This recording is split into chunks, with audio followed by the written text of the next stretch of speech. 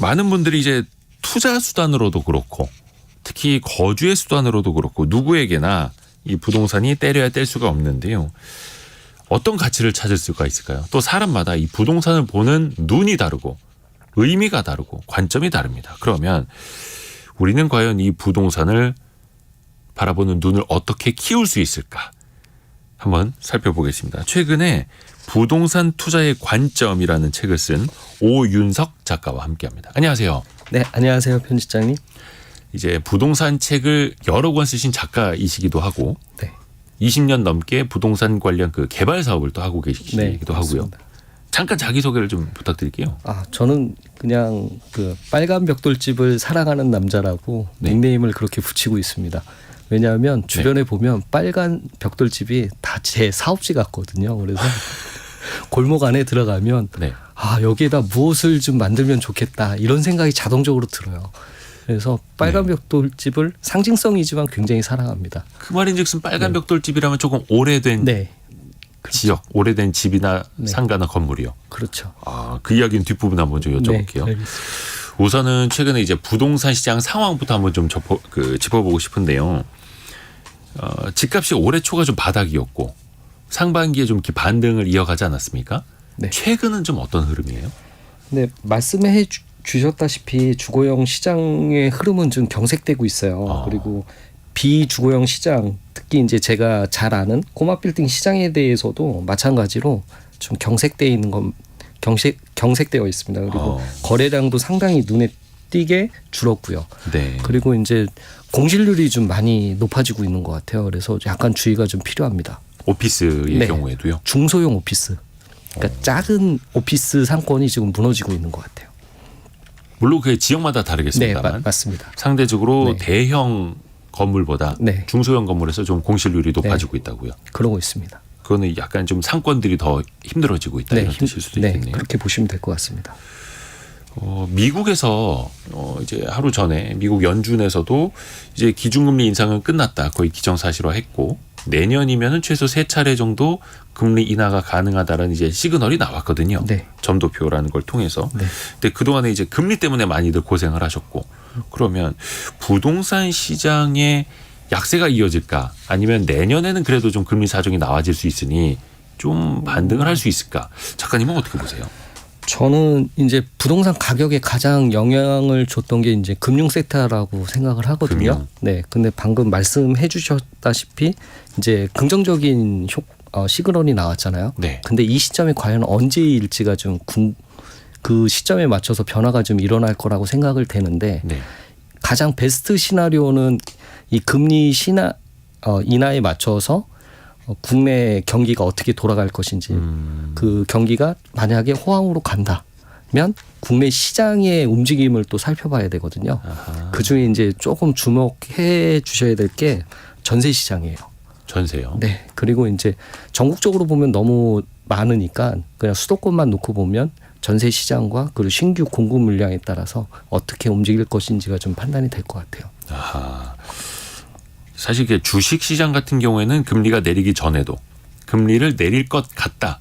혹은 금리를 내릴 것 같은 느낌이 든다 해도 오르거든요. 네. 근데 부동산 같은 경우에는 실제 금리가 내려가기 시작을 해도 좀 이렇게 둔감한 네. 건가요? 후행되는 상황으로 좀 보시면 될 것 같아요. 왜냐하면 실질적으로 저희들한테 아직 피부적으로 와닿지가 않고 주식이랑 좀 다르게 큰 목돈이 들어가잖아요. 그렇죠. 네, 그러다 보니까 약간 이 상황을 판단하고 미래에 대한 추측을 하는데 그 상황이 잘 보이지 않아서 의사결정을 못 하시는 부분들이 좀 많이 있는 것 같습니다. 그래서 더 무겁게 움직이고 금리뿐만이 아니라 그때의 경기 흐름도 같이 봐야 되는 네, 거고. 그렇습니다. 그중에 이제 가장 영향을 미쳤던 게 전세 시장인데 이 전세 시장이 과연 어떻게 움직일지가 저는 가장 궁금하거든요. 네. 그게 이제 내년 24년 기준으로 전세 계약이 2년을 보면 22년도에 거의 고점에서 들어가셨거든요. 네, 이걸 좀 보셔야 돼요. 유익 있게. 그럼 우리가 한동안 그 역전세 네, 맞습니다. 이것 때문에 많이들 네. 이제 시끄러웠었는데 네. 2024년에도 역전세 문제가 좀 커질 수 있다는 거예요. 제가 봤을 땐 그렇습니다. 왜냐하면 22년 그때 전세 시장이 굉장히 높게 형성이 돼 있어서 매매가랑 같이 물려 있었기 때문에 네네. 이게 이제 어떻게 영향을 미칠지는 좀 봐야 되는데 과거 사례를 좀 보셨으면 좋겠어요. 역전세가 났던 시기가 있거든요. 그러니까 그리고 저희 경기가 어떻게 돌아갈지가 이제 가장 관건이라고 좀 생각이 됩니다. 이게 임대차보법이 있어서 그 2년 후에 네. 계약을 갱신을 할 때 5% 이상은 임대료를 못 네. 올리잖아요. 맞습니다. 근데 내리는 거는 그 제한이 없죠. 하한 제한은 없습니다. 근데 이제 반대적으로 임대인이 더 불안해지는 거죠. 임대인이. 네. 내줄 돈이 없으니까요. 빼줄 돈이. 그렇죠. 혹시 전세의 어떤 신규 공급이라든지 수요와 공급은 어때요? 근데 저는 거기에 좀 물음표가 좀 찍혀져 있는데 공급이 갑자기 공급이 되는 건 아니잖아요. 그렇죠. 시간이 걸리죠. 네. 그리고 또 하나가 좀 봐야 될 게 대체재가 지금 그 시장 자체가 무너져 있다고 판단이 되거든요. 저희가 이제 신규 물량이 모자르면 대체 시장이 바로 이제 다세대나 그 아파트 외의 시장이 봐야 되는데 지금 이슈들이 좀 많아서 말씀드리기가 상당히 좀 조심스럽습니다. 특히 뭐 전세 네. 사기라든지 네, 맞습니다. 특히 이제 빌라를 네. 조금 더 이제 걱정하시는 분들이 더 네. 많아지다 보니까 네, 그렇습니다. 그러니까 지금 시장은 좀 유의 있게 보시고 불안하시면 조금 판단을 보수적으로 하시는 게 저는 옳다고 보고 있습니다. 뭔가 공격적으로 나서기보다는 네. 조금은 이제 보수적으로 네. 대응을 해야 될 때다라는 말씀이시고요. 근데 지금 오윤석 작가님은 20년 넘게 부동산 개발 사업도 하시고 뭐 부동산 투자도 많이 하시는 걸로 알고 있는데 예전에는 좀 어려웠던 적이 있으시다고. 이게 이제 부동산 투자의 관점이라는 책인데 이 관점이 달라진 계기가 있었다면서요. 아, 네. 두 번이 있었는데요. 네. 인생의 변곡점이 두 번이 있었는데 네. 첫 번째가 이제 군 제대하고 네. 26살 때인데 그때 한번 폭삭 망한 적이 있습니다. 네, 폭삭 망했고 그리고 30대 후반에 또 한번 폭삭 망한 적이 두 번 있습니다. 우선은 사회 초년병 때 네. 제대하고 나오자마자 네. 어떤 일이 있었던 겁니까? 그때 이제 전세를 살고 있었는데 네. 저도 이제 다세대 주택에 살고 있었어요. 네, 네. 그러다 보니까 이게 경매가 나갔던 거죠. 아, 집주인이 뭔가 네, 돈이 밀려서. 그래서 이제 어떻게 해야 될까라고 생각을 하다가 보증금 입찰에 들어가지 않으면 보증금이 손해가 날 것 같다는 판단이 서서 이제 입찰을 받는데 더 큰 손해를 안겨줬죠. 그래서 제가 항상 늘 얘기하는 게 자발적으로 삶의 체험 현장에 뛰어들었다 이렇게 말씀드리고 있어요. 지금 이제 역전세, 깡통전세 혹은 전세 사기 때문에 어쩔 수 없이 본인의 보증금을 지키기 위해서 그 경매에 뛰어드시는 분도 있거든요. 네, 맞습니다. 내가 낙찰 받아야겠다. 근데 그거를 26세에 경험하셨던 네, 거예요. 저희 비슷한 시기였습니다. 네. 근데 그렇게 해서 이 물건을 낙찰을 받으셨는데 어떻게 네. 집값이 더 떨어졌었나 봐요. 아, 이게 이제 제가 판단 못했던 게 뭐냐면 네. 그때 당시를 회고해 보면 참여정부 시대 때거든요. 네네. 그때 막 부동산 경기가 급등할 때인데 예, 가격이 그 정부에서 그 주택 안정화 대책을 내세웠었어요. 예. 그중에 이제 가장 정책적으로 영향을 줬던 게 뭐냐면 금융 정책이었거든요. 네. 그때 당시에 나왔던 게 LTV를 규제를 했어요. 네. 근데 저는 정책에 대한 걸 아예 무지했었거든요. 20대 때니까. 네. 오로지 가격만 봤거든요. 아, 그리고 워낙 그때 호황기였기 때문에 충분히 이거는 내가 재매각해도 손해는 안 보겠다라는 생각에 의해서 이제 들어갔었는데 그게 이제 물려버린 거죠. 그럼 30세 후반에는 30대. 네. 30대 후반에는 어떤 일이 있었던 겁니까? 그것도 이제 사회에 나와서 일을 하다가 부동산 쪽 일을 하면서 다른 일도 해보고 싶어서 네. 모르던 일을 진행을 했던 거예요. 중고차 시장에 좀 뛰어들었었는데, 네. 네, 그때 이제 중고차 하는 친구한테 예. 이제 좀 잘못된 유혹에 이제 빠졌던 거죠. 네, 그래서 갖고 있는 돈이 이제 다 홀라당 날라간 거죠. 근데 중고차 사업도 하려면은 자기 자본이 좀 필요하지 않습니까? 차를 네. 매입을 해와야 되기 네, 때문에. 맞습니다. 그리고 캐피탈사에서 높은 금리로 돈도 끌어와야 네, 되고. 네. 아이고. 자, 지금은 괜찮으신 거죠? 아, 네, 이제 다 질문을 해야 회복돼서 되는데. 네, 예. 예. 회복돼서 지금 네. 잘 살고 있습니다. 네. 근데 이제 부동산 개발 사업도 하시니까 네. 주거의 관점뿐만이 아니라 네. 어떻게 보면 이제 투자의 목적으로 접근을 하시는 거죠? 아, 저는 이제 사업적 목적으로 접근을 합니다. 투자 목적은 기존에 있는 상품을 이제 선택을 하는 거고 예. 사업은 없는 거에서 있는 것을 만들어가는 거기 때문에 저는 사업적 목적이라고 좀 말씀 많이 드리고 있습니다. 그래요? 네. 이게 또 듣는 분들이 이제 오해하실 수가 있는데 네. 어차피 실거주 아니면 투자랑 사업이랑 이게 무슨 차이냐 또 이렇게 만약에 방문을 하면 어떻게 네, 답해 주시겠어요? 저는 일단 시장이 주거용 시장과 비주거용 시장 중에 네. 주거용 시장을 아예 보질 않습니다. 그리고 이제 비주거용 시장을 보는데 아까 빨간 주택, 빨간 벽돌. 벽돌집 말씀드렸잖아요. 네. 그러니까 건물을 사는 게 아니라 저는 토지를 사는 거거든요. 네. 기존에 있던 공간을 다 멸실시키고 거기에 새로운 공간을 넣든지 아니면 기존에 있는 주거용을 용도 변경 절차를 통해서 새로운 공간 비주거용대로 변환시켜서 거기에 가치를 부여하는 사업을 하고 있기 때문에 제가 그렇게 말씀드리는 겁니다. 그래서 저 빨간 벽돌 한 50년 된 건물 네. 저거 무너뜨리고 저 땅에다가 더 나은 건물을 지으면 얼마나 발전이 될까 이런 것들. 네. 그것만 생각하면 이제 행복하죠. 그러니까 뭐 네. 아파트 갭 투자 이런 거 아니고요. 네. 네, 그래서 그렇습니다. 부동산 개발 사업이라고 네. 하는 겁니다. 네. 근데 책에서 많이 이제 강조를 해 주시는 게 네. 부동산에서 가격과 가치를 구분해야 된다. 네. 그래서 사실 주식 시장에서도 많이 쓰는 표현이긴 한데 가격은 내가 지불하는 거고 네. 가치는 내가 얻는 거다 이렇게들 생각하지 않습니까? 그렇습니다. 부동산 쪽에서는 어떻습니까? 그러니까 이게 좀 여러 가지 해묵은 얘기를 하고 싶은 게 아니거든요. 가치가 우선이냐, 가격이 우선이냐 이 얘기가 아니라 과연 그러면 부동산은 가치가 어디서 나오고 그게 시장에서 어떻게 가격으로 평가될 것인가를 좀 고민을 해봤어요. 결국에는 사람이 사용해야지만 가치가 일어난다라는 거에 결론을 도달했거든요. 그럼 결론적으로 보면 부동산의 가치를 결정하는 건 인간의 삶이다라고 이제 결론을 내렸죠.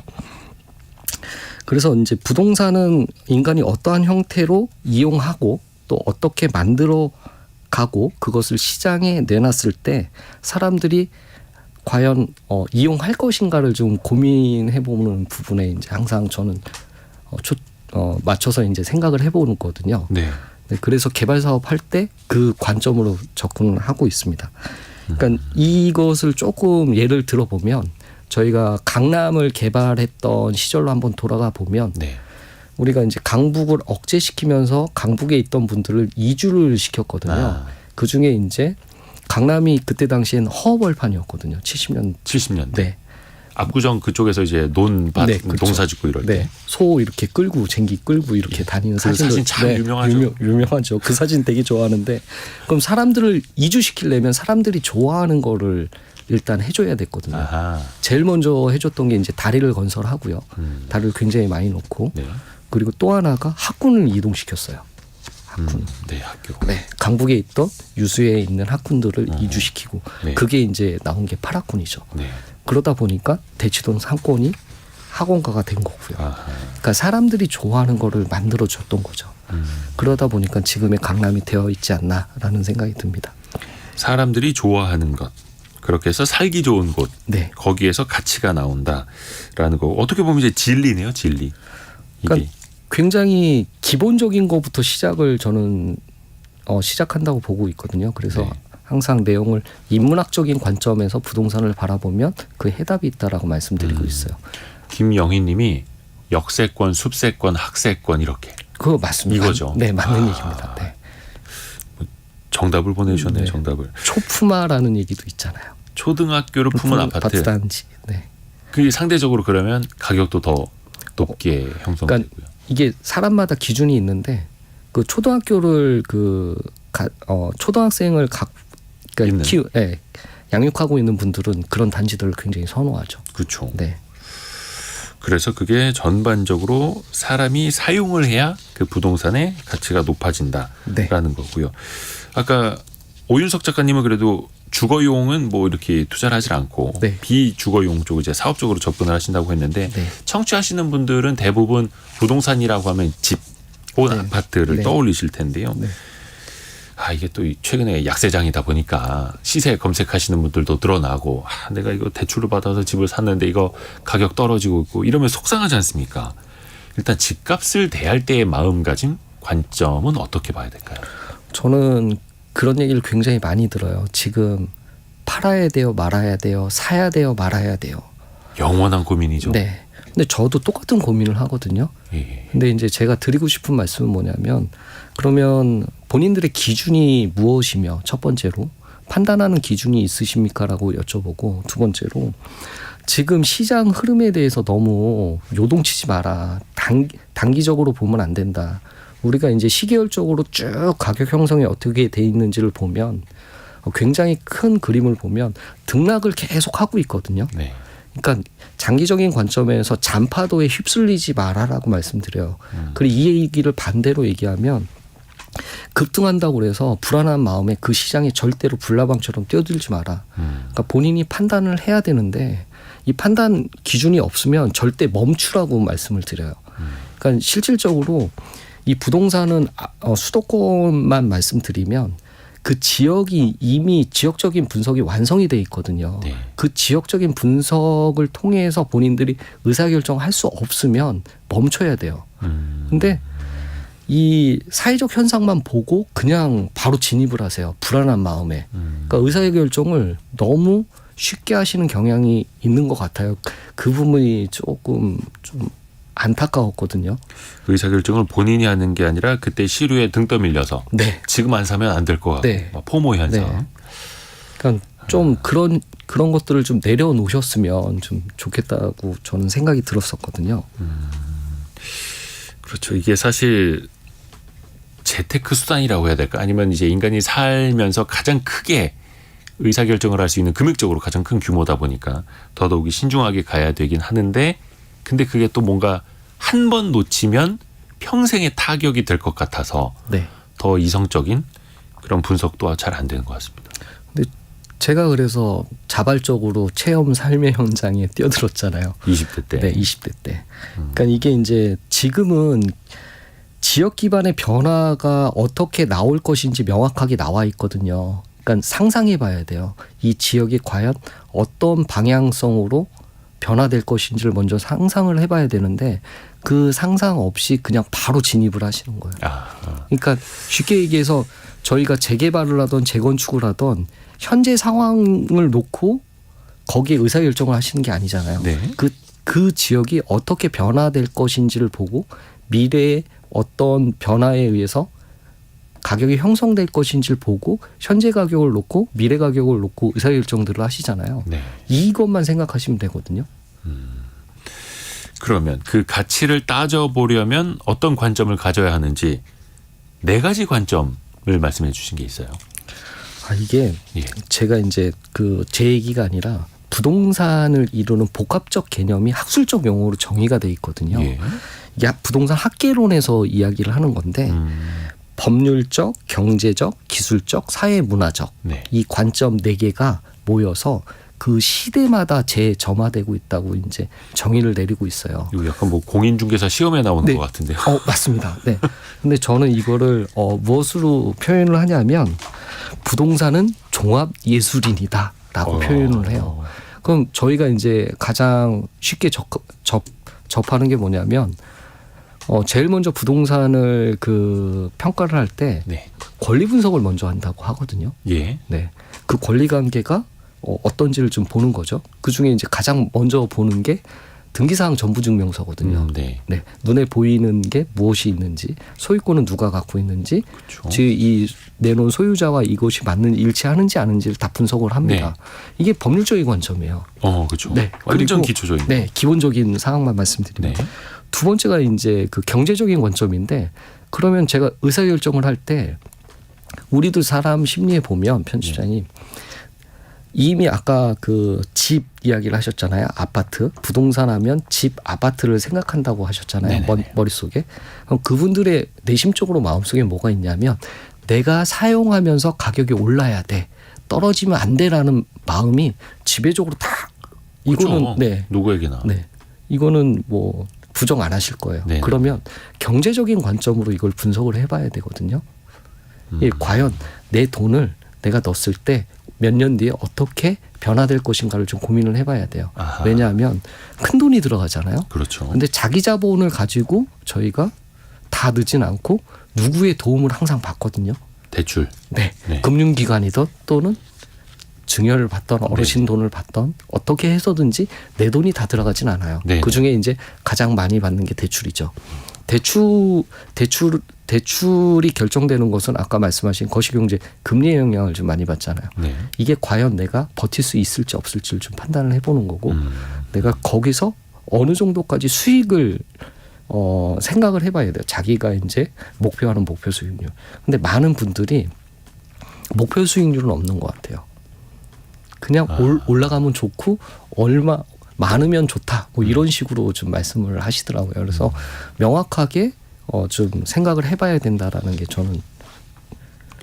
일단은 대부분의 분들이 시세 차익을 노리는 투자를 네. 하다 보니까 더 네. 그런 것 같고 맞습니다. 그러면 거기에서 나올 현금 흐름 같은 걸 내 대출 이자랑 빗대서 네. 좀 비교를 해봐야 된다. 네. 사실 그것도 출발점이죠. 출발점. 기술적 관점이라는 건 뭐예요? 이게 기술적 관점이 뭐냐면 그러니까 쉽게 얘기해서 물건의 건물의 하자를 찾아보는 거예요. 근데 이제 건물을 사는 거니까. 네. 일반인들이 이제 보시기엔 좀 어려워서 저도 이제 기술적 관점은 나중에 전문인을 통해서 좀 얘기를 해봐라. 그래도 밖에 있는 것과 안에 이제 내부적으로 좀 꼼꼼히 봐라. 아하. 그리고 저희가 이제 접근하는 방법은 기본적으로 어떤 계약을 하게 되면 안에 있는 걸 다 털어내잖아요. 네. 새로 이제 뭐 모델링 인테리어나, 하니까 네. 인테리어 하니까 그때 이제 좀 털어낸 후에 잘 봐라. 골격. 네, 골격이라든지 뭐 기타 등등 여러 가지 하자 문제가 있는지를 좀 확인해 봐라는 차원에서 제가 말씀드리는 겁니다. 뭐 비파괴 검사를 한다라든지. 그거는 이제 용도 변경할 때 중요하죠. 오. 네, 안전진단 받을 때. 아하. 네. 사회 문화적 관점은 이게 뭔가 알 것 같으면서도 어려울 것 같은데요. 지금 이게 사회문화적 관점이라는 게 트렌드거든요. 네. 지금 부동산도 트렌드의 영향을 굉장히 많이 받아요. 편집자님도 아실 거예요. 공유 오피스. 공유 오피스. 네. 그리고 쉐어하우스. 네네네. 그리고 워케이션. 이 점들은 참 네. 멋있어요. 네. 네. 그러니까 이런 것들이 지금 이루고 있는 주요 트렌드였거든요. 네. 이 트렌드라는 게 장기적인 관점에서 쭉 이루어지고 있는데 이게 과연 어떻게 변화될 것인지를 좀 보는 거죠. 주거용 부동산도 트렌드를 따라가고 있거든요. 지금 재건축이나 재개발했을 때 대단지 안에 영화관을 들어야 한다든지 아하. 그리고 그 아침 식사 조식을 제공한다든지 이런 단지들이 이제 특화돼 있는 단지들이 가격이 높게 형성이 되고 있거든요. 그러니까 이런 커뮤니티 중심으로 또 넣고 있고 이게 예전에 없던 그 사회 문화가 바뀌면서 공간에 접목된 상황이라고 좀 보여지고 있거든요. 그러니까 사회 문화적 관점이 부동산 트렌드에 어떻게 영향을 주고 주는지요. 있는지를 좀 관심 있게 좀 보시는 게 중요하다고 생각을 합니다. 그 사회 문화적 관점이 아까 말씀해 주셨던 경제적 관점을 바꿔놓을 수도 있는 거니까요. 네, 맞습니다. 또 요즘에는 또 어느 상권 뜬다, 뭐 무슨 단길, 뭐 이런 많지 않습니까? 무슨 길 막 네. 유행처럼 만들어지고 또 한쪽이 확 떴다가 또 확 지기도 하고. 네. 근데 여기서 하나 중요한 게 뭐냐면 네. 객관적인 정보를 습득하는 게 굉장히 중요하거든요. 아하. 저희가 이제 그 정보의 홍수 시대에 살고 있다고 저는 생각을 해요. 네. 근데 가장 중요한 게 수많은 정보 중에 노이즈를 제거하고 그리고 이 정보를 내가 지식으로 어떻게 체득화시킬 것인지를 좀 고민을 해봐야 되는 시점이에요. 그래서 네. 제가 항상 얘기하는 게 공부하세요라는 얘기를 굉장히 많이 합니다. 그럼요. 뭐 한두 푼짜리가 아니니까요. 객관적인 정보가 중요하다. 그래서 어떻게 보면 남들의 그냥 여긴 잘 될 거야, 뜰 거야, 오를 거야가 아니라 네, 사실을 많이 수집을 해야 되는 거죠. 그렇습니다. 그러니까 사람들이 사실보다는 의견을 듣고자 하는 사람은 그냥 결론만 얻으려고 하는 거고 그렇죠. 의견이 아니라 사실을 많이 좀 수집을 해서 본인의 의견을 만들어야 하는 건데요. 투자는 그게 참 어렵더라고요. 그래서 그러면 조금씩 더 나아가면서 배워볼게요. 우리 이제 방금 공부하라고 하셨으니까요. 네.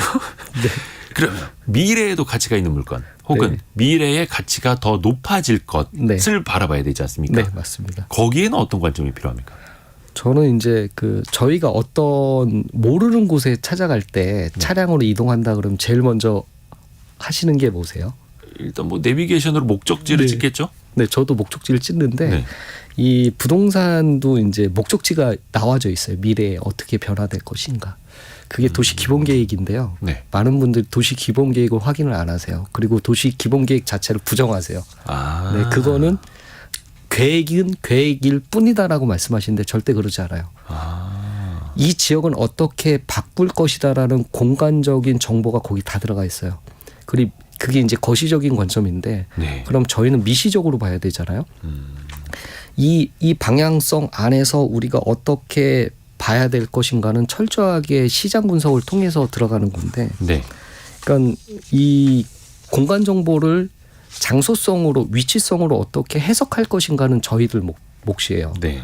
그러니까 서울 시내에서도 저희 요번에 도시 기본 계획이 새롭게 2040에 발표됐는데 명확하게 어디를 어떻게 변화시키겠다라는 건 나와 있거든요. 근데 제가 지역은 좀 위험스러워서 말씀 못 드리지만 이 주요 상권 세 군데를 이렇게 연결을 해보면 네. CBD, GBD, YBD를 삼각 지점으로 연결을 해보면 네. 명확하게 어디서부터 발전될 것인가가 나와 있어요. 뚜렷하게. 그리고 이제 하나 아셔야 될 게 이 사회 도시 이 수도권 서울을 말씀드리면 군집화가 돼가고 있어요. 군집화. 네. 상권이 중심 상권이 모여 있다는 것은 네. 거기서부터 뻗어나가기 시작하는 거거든요. 그러니까 이 패턴을 쭉 보시면 이 시대가 과거부터 현재까지만 보시더라도 어떻게 변화될 것인가라는 건 좀 나와 있거든요. 도시 기본 계획. 네. 이게 어떻게 보면 이제 가장 중요한데 중요합니다. 사실상 이게 뭐 1, 2년 안에 추진이 되고 이런 게 절대 아니기 절대 때문에 아닙니다. 네. 뭐 도시 기본 계획이 그래요? 뭐 그 10년 안에 되겠어요? 또 네. 이런 생각들을 네. 또 하게 되니까. 근데 거기에서 파생돼서 그 기본 계획들이 다시 잡히거든요. 네. 그걸 중심으로 해서. 그렇기 때문에 그걸 꼭 보셔야 돼요. 우리 6859님이 도시 기본 계획은 어디서 찾아볼 수 있나요?라는 방금 질문 주셨어요. 네. 각 시도 예. 홈페이지에 들어가면 도시 기본 계획이 다 들어가 있어요. 도청이나 네네. 시청 시청. 홈페이지. 또는 그게 안 나와 있다 하면 서울은 굉장히 잘 돼 있는데요. 안 나와 있다 하면 각 그 도의 도시계획과에 문의하시면 어디에 나와 있는지 친절하게 알려주세요. 그렇죠. 어느 지자체든지 도시계획과가 다 있죠. 네, 있습니다. 거기에서 도시의 계획을 짜는 거겠죠. 네. 도시계획과에서. 그렇습니다. 근데 사실 우리 시민분들이 도시계획과에 뭐 통화할 일이나 찾아갈 일이 거의 없지 않습니까? 저는 자주 가요. 역시 또 부동산에 이제 관련된 사업을 하시니까. 그런데 이건 항상 관심을 갖고 봐야 된다. 네. 그리고 이 자치구별로 또 그 마스터 플랜이 나와 있거든요. 마스터 플랜. 네. 그러니까 도시 기본 계획이 상위 계획이면 마스터 플랜은 하위 계획이에요. 네. 이게 연결이 돼 있습니다. 그래서 상위 계획 보고 그 구에 맞는 하위 계획을 꼭 맞춰 보셔야 돼요. 그러면 어느 정도의 이제 그 방향성은 잡으실 수 있다라고 저는 생각이 듭니다. 그 기본 계획대로 그게 흘러가고 있는지, 네. 얼마나 진행이 되고 네. 있는지 이런 것들을 봐야 된다라는 거죠. 근데 이제 거시적인 거, 미시적인 거 우리가 또 같이 이야기를 하고 있는데, 근데 뭐 인구도 그렇고 또 뭐 부동산은 첫째도 입지, 둘째도 입지 뭐 이런 표현도 있듯이 네. 각종 이제 미시적인 정책도 그렇고 부동산 가격에 영향을 주는 요소들이 굉장히 다양하지 않습니까? 이것도 좀 뭐라 해야 될까요? 별점을 매긴다면 어떤 것부터 이제 중요도를 좀 순서를 놔야 될까요? 저는 이제 그 전체 바운더리를 되게 중요시하거든요. 어떤 그 범위 같은 네. 걸요? 예. 그러면 우리가 이제 가장 많이 생각하는 게 어떤 타겟을 잡았을 때 지역 분석이라는 얘기를 굉장히 많이 쓰고 있어요. 네. 그럼 이 지역 분석을 좀 더 줄이면 상권 분석이라는 얘기를 하고 있거든요. 이 어떤 장사를 한다 생각을 하시면 이 상권 분석을 잘해야 된다라는 이야기를 하고 있습니다. 이 상권 분석이라는 게 뭐냐면 주간 활동 인구들이 상품을 구매할 수 있는 유효적인 거리 지역이 나오는 거거든요. 네. 이 바운더리 안에서 분석을 어떻게 하냐에 따라서 좀 달라지는 것 같아요.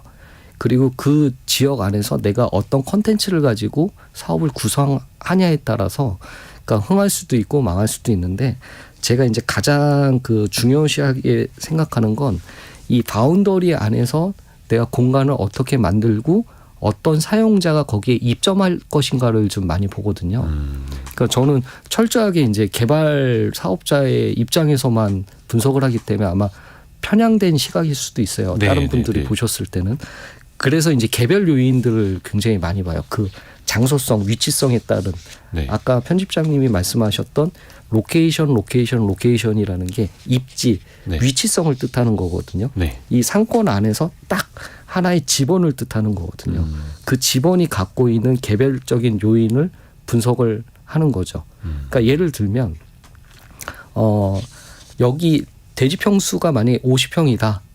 그러면 이 50평 안에 지을 수 있는 면적이 얼마나 되는지를 먼저 체크를 해봐요. 네. 이게 건폐율과 용적률인데 이거를 제한하는 게 용도 지역이거든요. 네. 그래서 뭐 2종 일반 지역인지 3종 일반 지역인지 뭐 이런 것들이 제한적으로 들어가면 그럼 이 지역에 맞는 컨셉은 무엇일까를 먼저 고민을 해보거든요. 네. 그러면 그 건물이 들어갔을 때 최종 사용자가 누가 될 것인지를 먼저 하고 봐야죠. 평면을 구성을 합니다. 이 평면 구성이 되게 중요하거든요. 그러니까 건물 땅이 이제 모양이 이상하다고 그래서 나쁜 땅이다라고 생각은 안 해요. 저희는. 네. 네. 그러니까 모양이 이상하더라도 이곳에 맞는 것만 지으면 된다. 공급하면 된다라고 생각을 하기 때문에 거기에 따른 가격이 맞냐 안 맞냐를 먼저 따져보는 거죠. 그러니까 쉽게 얘기해서 바운더리 안에서 내가 과연 할 수 있는 것이 무엇인가를 먼저 고민을 해보거든요. 네. 그래서 그 지역 그리고 상권 이런 식으로 분석을 해 나가야 되는 거고 더 디테일하게는 집원의 특성까지도 이제 봐야 된다라는 거고. 근데 많은 분들이 뜨는 상권에 뭔가 좀 깃발을 꽂으면 그쪽에선 자연스럽게 좀 성공할 확률이 높지 않을까라는 생각은 다들 하지 않습니까? 네. 그거는 좀 쉬운 선택, 편하게 갈 수 있는 길일까요? 물론 돈은 많이 들겠습니다만. 근데 저는 조금 위험한 선택이라고 말씀드려요. 그래요? 네. 그러니까 일단 현장에 답이 있다라고 말씀드리는데 아까 방금 얘기했던 말을 다시 끌고 오면 바운더리 안에 있는 뜨는 상권은 이미 상권이 형성이 돼 있고 가격적으로 굉장히 높게 형성이 돼 있다고 말씀드리고 싶어요. 네네. 그럼 이 지역 안에서 내가 들어갔을 때 투입 대비 돈이 다시 나한테 들어오는 걸 생각을 해보면 이게 황금성이 좀 많이 떨어지거든요. 다시 나한테 들어와서 이익으로 이제 들어올 수 있는 게. 그러니까 택스 후의 현금 흐름을 보면 조금 뭐라 그럴까 부족할 수도 있어요. 그러니까 실패할 확률이 높다. 네. 투입된 금액이 많아지면 부담이 될 수도 있잖아요. 네. 그러니까 저희가 이제 보는 것은 뜨기 전에 있는 상권을 먼저 찾아야 된다라고 말씀드리는데 그게 쉽지 않다라고 대부분 그렇게 알고 계시잖아요. 네. 근데 여기에 이제 그 제일 중요한 게 주거용 부동산은 이미 답은 나와 있어요. 그 답이 뭐냐면 대장 아파트를 먼저 찾잖아요. 그리고 그 대장 아파트가 선도하는 이유를 먼저 찾으면 주변의 가격을 영향을 주거든요. 근데 이 이론이 뭐냐면 그 공간적 자기 상관성이라는 이론이에요. 가까이 있으면 서로의 가격을 서로 주고받는다라는 이론으로부터 시작이 되는 거거든요. 네, 그게 바로 이 바운더리 안에서의 나오는 효과들이에요. 그러면 멀리 있으면 어떻게 되냐면 가격을 주는 힘이 떨어지는 거죠. 그렇죠. 네, 그럼 이것을 다시 해석을 해보면 만약에 상권 분석을 한다 그러면 제일 먼저 찾아야 될 게 장사 가장 잘 되는 곳을 먼저 찾아야 돼요. 그리고 내가 선택한 지역에서 과연 몇 미터 안에 장사 잘 되는 곳이 입점해 있는지를 좀 봐야 되거든요. 그리고 그곳이 왜 장사가 잘 되는지를 분석을 해봐야 돼요. 만약에 그 들어가고자 하시는 곳에 장사가 잘 되는 곳이 한 군데도 없다 그러면 일단 거기는 들어가시면 안 돼요. 왜냐하면 일단 어떤 이 땡기는 힘이 사람들이 모이는 힘이 군집이 있어야지만 자기가 성공할 확률이 높거든요. 그러면서 이제 거리가 형성이 되는 거예요.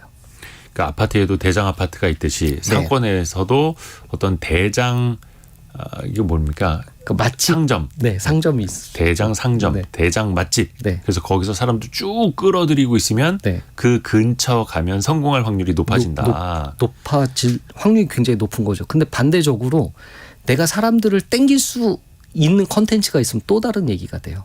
그렇죠. 뭐 자기가 주체가 될 수 있다면요. 뭐. 이 두 가지를 좀 보시면 될 것 같아요. 반대로 물론 이제 가격이 여기는 더 쌀 수는 있겠습니다만 좀 쇠퇴한 지역 아니면 이제 저물고 있는 상권 혹은 빈집 아니면은 그 뭐라 해야 됩니까? 이제 건물도 그냥 비어서 아무도 쓰지 않는 상태인 것들이 있지 않습니까? 공실인 상태. 여기에다가 투자를 해보는 것.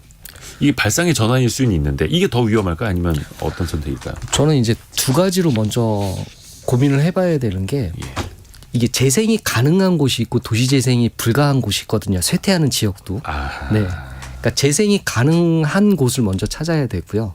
그 도시 재생이 가능하다고 하면 이제 지역적 가치를 먼저 입혀야 되거든요. 지역에서 과연 어떤 문화가 있는지 그리고 어떤 요인들이 작용을 하고 있는지를 먼저 보고 그리고 거기에다가 내가 갖고 있는 컨텐츠를 갖다 넣어야 되는데 네. 그중에 이제 가장 예를 들면 문경의 화수원이라는 곳이 있어요. 문경이요. 네, 문경이요. 경북 문경. 네. 거기가 이제 어느 종갓집의 그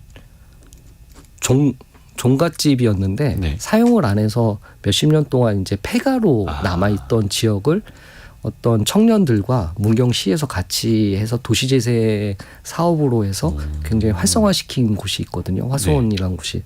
그리고 또 하나가 이제 저희가 잘 알고 있는 예산시장.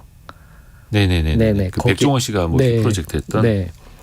그처럼 이제 이 사람들을 땡길 수 있는 힘이 무엇인가를 좀 봐야 되는데 이게 이 도시재생에서 가장 중요한 게 민간이 할 수 있는 힘이 있고요. 그 다음에 이제 정부 차원에서 할 수 있는 게 있어요. 그래서 이게 협업이 잘 돼야 되거든요. 네. 그래서 요 틈을 발견하는 게 좀 저는 중요하다고 생각을 합니다. 도시 재생이 가능한가? 지역적 가치는 무엇이 있는가? 민간과 정부가 같이 힘을 합쳐서 재생할 수 있는가를 봐야 된다. 그렇죠, 그렇죠. 그냥 혼자 들어가서 거기서 사람이 올 때까지만 기다리고 있으면 안 될 테니까요. 저희가 준비한 질문이 굉장히 많은데 한 가지만 더 여쭤볼게요. 어떤 아까 서두에 공간의 가치를 되게 강조를 좀 하셨거든요. 네네. 마지막으로 좀 공간의 가치를 어떻게 봐야 하는지 혹은 그걸 살릴 수 있는지에 대한 말씀도 좀 부탁드립니다. 그러니까 하나의 예를 들면 요즘에 그 베이커리 카페가 굉장히 많이 일어났잖아요. 뭐 빵집에 네, 커피 네, 팔고 뭐. 네. 근데 그게 이제 되는 곳이 있고 네. 안 되는 곳이 있거든요. 네네. 그러니까 여기에 차이점은 뭐냐면 결국에는 저는 이제 그 장소의 기억성으로 생각이 되거든요. 네. 그러니까 편집자님은 가장 기억나는 장소가 있으세요? 가장 기억에 남는 장소요? 네, 추억이 있는. 어릴 적에 뭐 네. 이렇게 뛰어놀았던 아주 오래된 주택 뭐 이런. 지금은 기억들이죠. 혹시 가보신 곳에 중에 가장 기억이 최근에? 네. 제가 지지난주에 저희 집에서 멀지 않은 곳에 4층짜리 으리아리한 건물이 예쁜 건물이 생긴 거예요. 그래서 지나다니면서 건축 중이어서 저기 뭘까 했는데 네. 결국은 그 베이커리 카페더라고요. 아, 그래서 가족들이랑 갔었는데 네. 커피 한 잔에 10,000원. 네. 그래서 네. 야, 내가 여기 다시 나온다 이런 생각하고 왔거든요. 네, 네. 네. 근데 이제 가장 중요한 게 카피는 하되 그 카피가 장소에 기억이 안 남으면 거긴 다신 찾지 않아요. 아. 같은 컨텐츠라도 네. 제가 카페를 싫어하는 이유가 공간을 안 만드는 이유가 자신이 없어서예요. 남들과 차별성을 이룰 수가 없거든요. 네네네. 네. 그런 의미에서 보면 우리가 이제 그 공간에 그 기억을 넣어줄 수 있는 그 무엇을 만들 수 있다 하면 좀 특화적인 공간을 만들 수 있다고 저는 생각을 하거든요. 그래서 제가 만약에 카페를 만든다 하면 요즘에 키즈 카페에 대한 테마를 좀 갖고 있거든요. 네네. 그 중에 이제 아이들이 초점이 아니라 저는 어머니들을 초점을 맞추고 있어요. 키즈 카페인데 어머니에게 초점을. 네. 어머니들이 편안하게 쉴 수 있는 공간을 만들고 싶거든요. 그러니까 자연적으로 애들은 애들이 놀 수 있는 환경만 만들어주고 안전만 네. 책임져 주면 부모님들은 거기서 충분히 이용하시면서 그 대가를 지불한다고 저는 생각을 하고 있습니다. 저도 애들 데리고 키즈 카페 많이 가봤습니다만 부모들은 오히려 그냥 그 딱딱한 의자에 앉아서 네. 계속 스마트폰이나 네. 보고 있고 네. 애들 저거 언제 끝나나 네. 하고 있는데 오히려 부모들이 더 편안함을 느끼게끔. 그래서 그거를 기획을 하고 있고 근데 하나 부족한 게 뭐냐면 네네. 베이커리 안에 들어가는 요식업에 대한 컨텐츠가 제가 자신이 없어서 오픈을 못하고 있어요. 실행을 못하고 있습니다. 장소의 기억성. 네. 그러니까 차별성이 있어야 되고 그게 소비자에게 확실한 기억을 줘야 네. 그래야지 이게 사람들이 또 오고 그게 또 자연스럽게 상권이 되는 건데요. 저는 그렇게 생각하고 있습니다. 그래서 그 공간의 가치 또 부동산을 바라보는 가치 또 그 가치를 만들어가는 관점에 대해서 이야기를 들어봤습니다. 오윤석 작가와 함께했습니다. 고맙습니다. 감사합니다. 감사합니다. 네.